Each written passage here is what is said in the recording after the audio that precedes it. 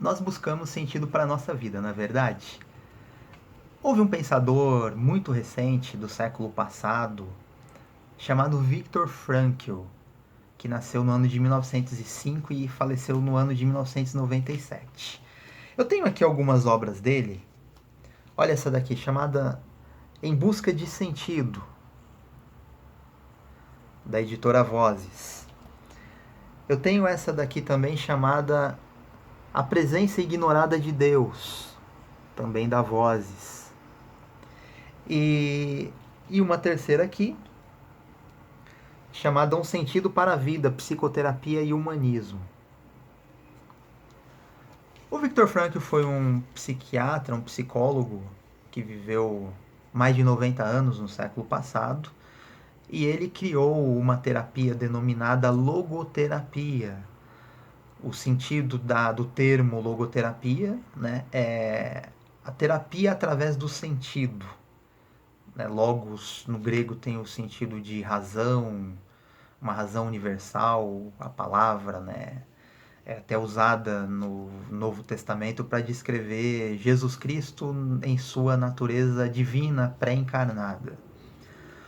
O Frankl tem uma particularidade que nos atrai para suas obras, que foi a situação de extremo sofrimento pela qual ele passou, e por meio desse sofrimento Frankl nos deixou um legado. E esse legado consiste em nos dizer que a vida tem um sentido em qualquer situação, mesmo na mais extrema. O Frankl passou por 4 campos de concentração na época da Segunda Guerra Mundial. E ele nos diz algumas coisas que eu gostaria de destacar que vai permitir você se familiarizar com esse pensador e com a logoterapia. O Frankl diz que a busca de sentido é a principal força motivadora no ser humano.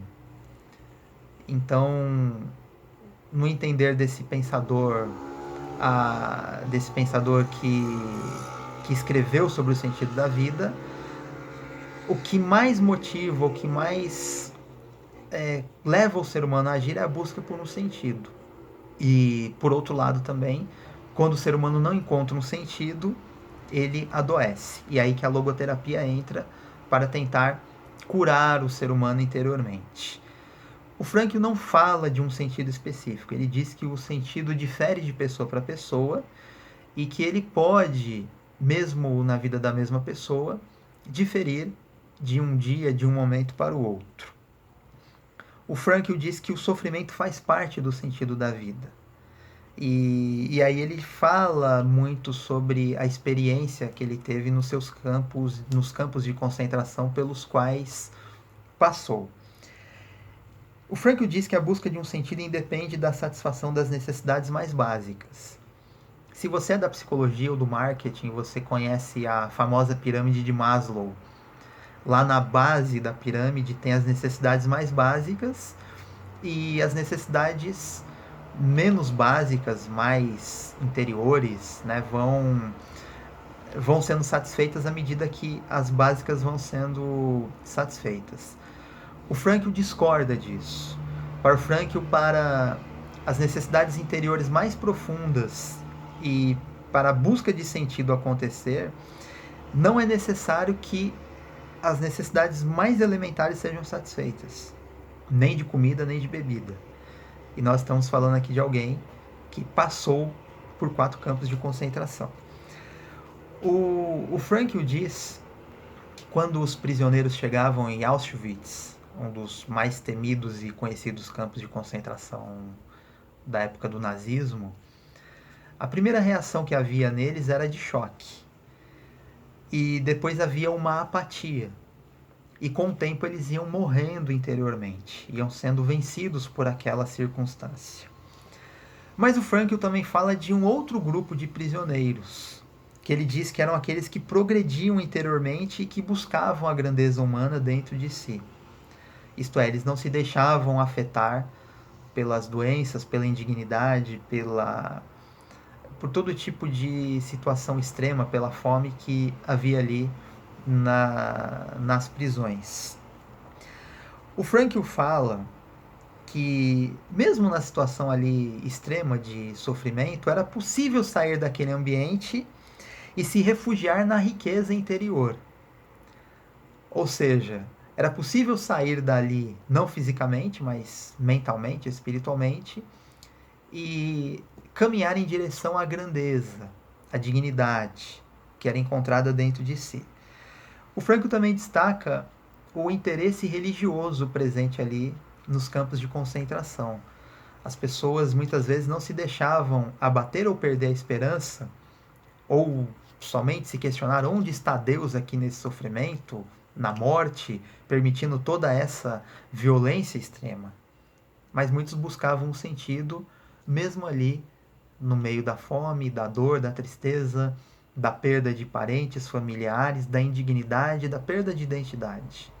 O Frankl destaca isso e em algum momento de sua obra ele afirma que as pessoas que mais tendiam a sobreviver àquela situação eram aquelas que mais venciam interiormente, que não se deixavam vencer por a, toda, toda aquela situação de violência, de morte, aquele clima terrível de sofrimento. E o Frankl também nos fala uma coisa muito interessante. Ele diz que o livre-arbítrio é preservado em toda e qualquer situação. Então o Frankl não aceitava aquela coisa de que eu fiz aquilo porque eu herdei isso do meu pai, porque eu sofri na infância, ou porque o ambiente é assim. O Frankl dizia que o livre-arbítrio ele é preservado mesmo que a pessoa esteja na sua pior psicose. A pessoa está na loucura, mas tem algo ali no seu interior que a preserva livre, que não é algo que não é tocado pela psicose, pela neurose, pela circunstância. É preservada uma dignidade, uma possibilidade de liberdade interna em qualquer circunstância. E o Frankl fala uma coisa muito interessante que o aproxima demais da religião, além do sentido, né, além do valor à religião, que é a ideia de que a consciência humana é transcendente. Ela não tem meramente uma origem humana, ela não é uma criação nossa, ela não é simplesmente um superego resultado dos padrões morais da sociedade. E nisso nós vemos um Viktor Frankl crente. Crente num Deus, crente numa alma, crente numa consciência que não é simplesmente fruto da cultura, da moral, daquilo que os homens estabeleceram para viver aqui. Eu convido você a ler essas obras aqui, Um Sentido para a Vida, A Presença Ignorada de Deus, Em Busca de Sentido.